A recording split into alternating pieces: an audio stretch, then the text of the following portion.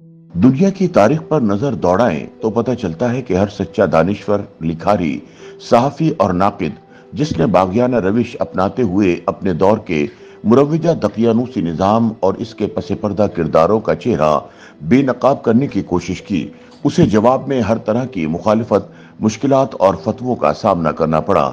लेकिन इस इम्तहान में सुरखरू वही अहले कलम व दानिश गर्दाने गए जो अपने मौकफ की सच्चाई पर कायम रहे और इस जद्दोजहद में अपनी जान से गुजर गए। जनरल जियाउल हक के मार्शल लॉ दौर में सिर्फ 48 वर्ष की उम्र में पुरस्रार हालात में इंतकाल कर जाने वाले वारिस मीर ने अपनी जिंदगी हुर्रियत फिक्र के लिए जद्दोजहद करते हुए गुजारी। चुनाचे आजादी इजहार, शख्सी आजादियों और सचगोई से कमिटमेंट इनकी तहरीरों में जा बजा नजर आती है। वारिस मीर का मौकफ था कि किसी भी कौम की तरक्की और तनज़्ज़ुली में इसके अहले फिक्र और दानिश का किरदार बुनियादी अहमियत का हामिल होता है। उनकी तहरीरों में कारी को मुसलसल हुर्रियत फिक्र के अलम बरदारों से मिलने का मौका मिलेगा।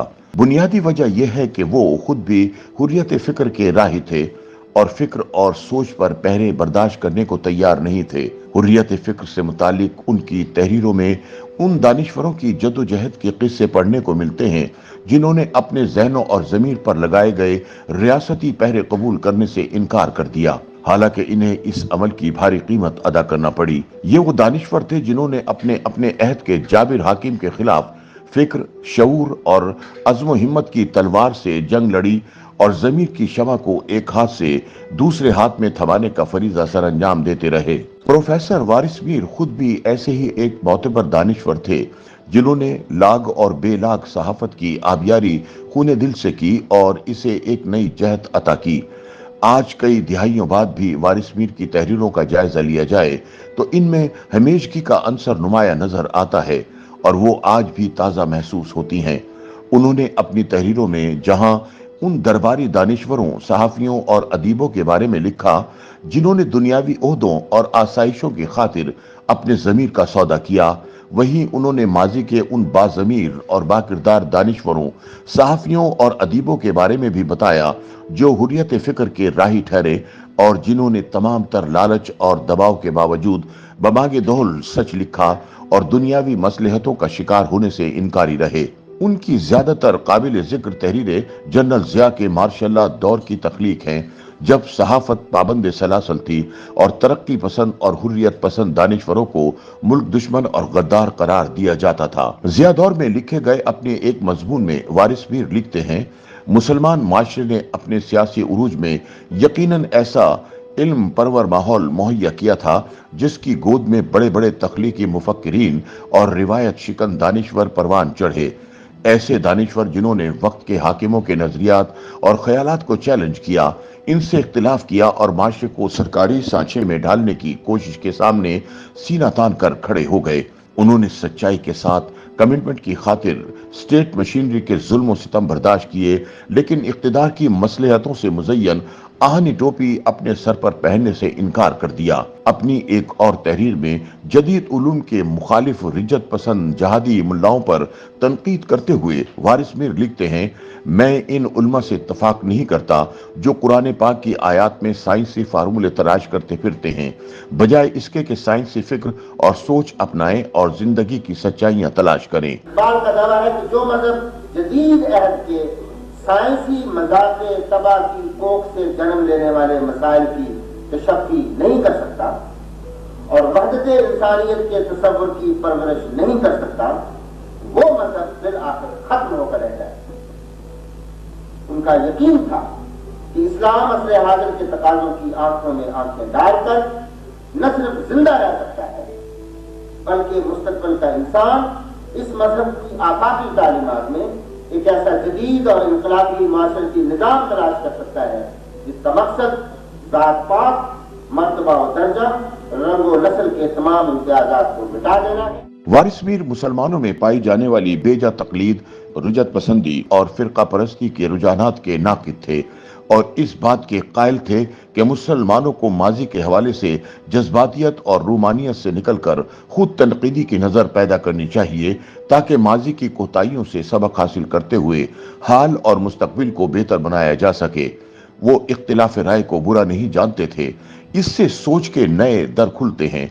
ان کے مطابق سوچنا، سوال کرنا، شک کرنا اور انکار کرنا علم و معرفت کی پہلی سیڑھی ہے۔ وہ اس نظریے کے علمبردار تھے کہ پاکستان کا سیاسی اور اقتصادی نظام عوامی خواہشوں کے مطابق تشکیل دیا جانا چاہیے۔ اسی لیے انہوں نے ضیاء مارشل دور میں ریاستی پالیسیوں کی ڈٹ کر مخالفت کی اور انہیں عوامی امنگوں کا قتل عام قرار دیا۔ 25 برس سے زائد عرصے پر محیط اپنے صحافتی کریئر کے دوران وارث میر نے سیاست میں فوج کی مداخلت کے خلاف لکھنے کے علاوہ جمہوریت، حریت فکر، انسانی حقوق، حقوق نسواں، دائیں اور بائیں بازو کی سیاست اور صحافت، آزادی اظہار اور اجتہاد سمیت سینکڑوں امور پر لکھا۔ جب جنرل ضیاء الحق نے اقتدار پر قبضہ کر کے مارشل لا نافذ کیا تو وارث میر نے اپنی تحریروں میں اس آمرانہ طرز عمل کی شدید الفاظ میں مخالفت کی۔ 1984 میں جب جنرل ضیاء الحق نے اپنے اقتدار کو مزید طول دینے کے لیے اسلام کے نام پر ریفرینڈم کروایا اور 1985 میں غیر جماعتی الیکشن کروائے تو وارث میر نے ان دونوں اقدامات کی مخالفت میں بھی پوری طاقت سے اپنا قلم استعمال کیا۔ انہوں نے اپنے ایک مضمون میں لکھا، جس طرح ماضی کے مطلق العنان مسلمان بادشاہوں نے قرآن اور حدیث کی تعبیر و تشریح کو اپنے سیاسی مفادات کے لیے استعمال کیا، بالکل اسی طرح 1977 کے بعد سے قائم غیر جمہوری حکومت کے فوجی سربراہ مملکت قرآن و حدیث کو اپنے اقتدار کا دورانیہ بڑھانے کے لیے استعمال کر رہے ہیں۔ انہوں نے مزید لکھا، یہ ایک تلخ حقیقت ہے کہ پاکستان میں فوج اور فوج کی وساطت سے بیوروکریسی کی حکومت ہے۔ جو حکومت فوج کی گردن پر سوار ہو کر قائم ہوتی ہے، اسے مارشل لا کا شیر نیچے اترنے کی مہلت نہیں دیتا۔ آج حکمرانی کے جھولے لینے والے فوج کے شیر ہی پر سوار ہیں اور نیچے اترنے کے لیے تب تک تیار نہیں جب تک عوام اس شیر کو بھی شریک اقتدار کرنے کی ضمانت دے کر اس کی جان کو محفوظ نہیں کر لیتے۔ اپنے ایک اور مضمون میں وارث میر نے لکھا، میرا یہ یقین ہے کہ اس جامد نظام کی تبدیلی تک جس میں فکر اور سوچ محبوس ہو اور اظہار پابند، انسانیت کی فلاح سے وابستہ کوئی بھی مسئلہ قابل حل نہیں۔ زندگی متحرک اور ارتقا پذیر ہے۔ جو قوتیں اس ارتقا میں معاون ثابت ہوتی ہیں ترقی پسند ہیں، اور جو اس عمل کے راستے میں رکاوٹ بنتی ہیں وہ رجت پسند ہیں۔ جب جنرل ضیاء نے شریعت بل کے ذریعے عورت کو آدھا قرار دینے کی کوشش کی تو وارث میر نے کیا عورت آدھی ہے کہ عنوان سے ایک سلسلہ مضامین شروع کیا، جس میں انہوں نے اسلامی تعلیمات، قرآن مجید اور احادیث کے حوالے دے کر یہ ثابت کیا کہ مرد کے مقابلے میں کسی طور بھی عورت آدھی حیثیت نہیں رکھتی۔ وارث میر نے اس حوالے سے جو بھی لکھا مکمل تحقیق اور دلائل کی بنیاد پر لکھا، جس کو رد کرنا ملا ملٹری اتحاد کے بس کا روگ نہیں تھا۔ ان کا موقف تھا کہ عورت کو قید رکھنے والا معاشرہ خود بیمار ہوتا ہے۔ اسلام کا مقصود انسان کی انسان پر خدائی اور فرد کی فرد پر حکومت کے تصورات کو پاس کرنا اور انسان کی آزادی و حریت کو قائم اور محفوظ رکھنا۔ حریت فکر کے پرخطر سفر میں وارث میر کو ہر طرح کی مشکلات، دباؤ اور دھمکیوں کا سامنا بھی کرنا پڑا، لیکن وہ پرعزم رہے، کیونکہ حق اور سچ گوئی کی جنگ میں پیچھے ہٹنا ان کا شیوا نہیں تھا۔